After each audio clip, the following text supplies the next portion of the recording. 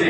এইগুলার পিছনে ঘুরতে ঘুরতে ঘুরতে ঘুরতে মনে করে যে আমার রাত কাটা, ঠিক কিনা? তাহলে যেই রাতটা আমার জন্য এত বড় সৌভাগ্য নিয়ে আসলো, সেই রাতটার জন্য আমি এইভাবে কি করলাম?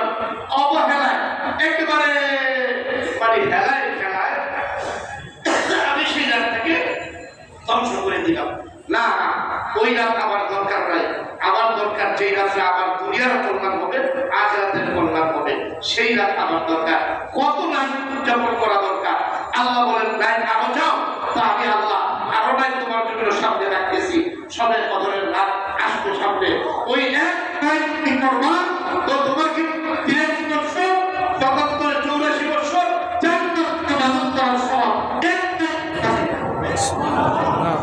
আরো রাত যাও। আল্লাহ রাসূল বলে তো দুই ঈদের দুই রাত্র, ওই দুই রাত কি করো? সেদিন সারা দুনিয়ার কিয়ামতের ময়দানে মাহশরে সমস্ত দিনগুলা মুর্দা হয়ে থাকবে। ওই দিনে আমি আল্লাহ যদি ওই দুই ঈদের রাতকে তুমি কি করতে পারো? ইবাদতের মাধ্যমে, না তুমি ওই যে ভ্যাকসিন লাগাইয়া ছাদের উপরে ডিজে পার্টি করবা, আর তুমি বস্তিবাদ করবা, আর এটা সেটা টানবা, না কিন্তু কাজ না। ওই দায়িত্ব রবের সাথে তোমার সম্পর্ক করার নাই। ওই দায়িত্ব আল্লাহর মারিফতের নূর তোমার কলবে অর্জন করার নাই। আল্লাহ রাসূল বলে ওই দায়িত্বগুলো যদি কেউ উদযাপন করে আল্লাহর ইবাদতের মাধ্যমে, খোদা কি কসম, আল্লাহর শপথ, ওই দিন হাসরের ময়দানে সমস্ত অন্তরগুলো যখন ভরে যাবে, আল্লাহ তাআলা এই দায়িত্ব উদযাপনকারীদের অন্তরগুলো তার নূর দিয়া আলোকিত, দূরে দূরান্বিত এবং চিন্তা করে। নাই আরো দরকার, নাই আরো দরকার। কত নাই উদযাপন করবা?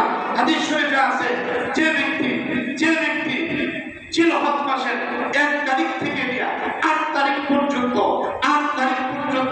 এই দায়িত্বগুলো উদযাপন করবে, এই দায়িত্বগুলো উদযাপন করবে ইবাদতের মাধ্যমে, এক একটা নাইটকে আল্লাহ তাআলা লাইলাতুল কদরের সমপরিমাণ বানায় দিবেন। সুবহানাল্লাহ। পারে কি? পারে বড় হয় না? পারে, আলহামদুলিল্লাহ। আরো নাই দরকার, আরো নাই দরকার। বলতে আরো নাই তোমাকে আমি দিচ্ছি।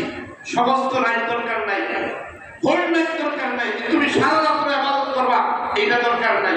আর একটু কম করবা, করো। অবিনাল লাইলি ফাতাহাজ্জাত বিহি নাফিলাতান লাক আসা আইয়াবআসাকা রাব্বুকা মাকামান মাহমুদা। রাতের কিছু অংশ সময় তুমি কি করো? তুমি আল্লাহর সাথে রাত কাটাও, আল্লাহর সাথে উদযাপন করো, আল্লাহর কদমে সিজদায় পড়ো।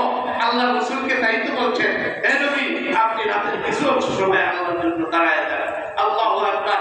আর এটা কি বড় ফজিলত!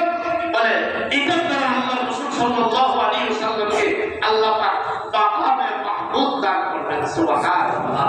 তো যদি নবীকে আল্লাহ এই মর্যাদা দান করেন, তার উম্মতকে তো কিছু না কিছু দিবেন।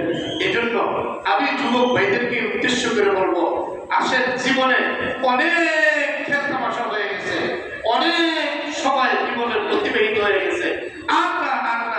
আর কত দিন উদযাপিত করবেন? ভাবতেছেন আজ নয় কাল, এই কথা দ্বারা আপনার জীবন বরবাদ হয়ে যাবে। এই কাল শব্দে আমাদের ধ্বংস করে দিতেছে। আজ নয় কাল। এখন যুবকেরা পৌরত্বে আসতে করবো, পৌরত্ব নয়, এখন বার্ধক্যে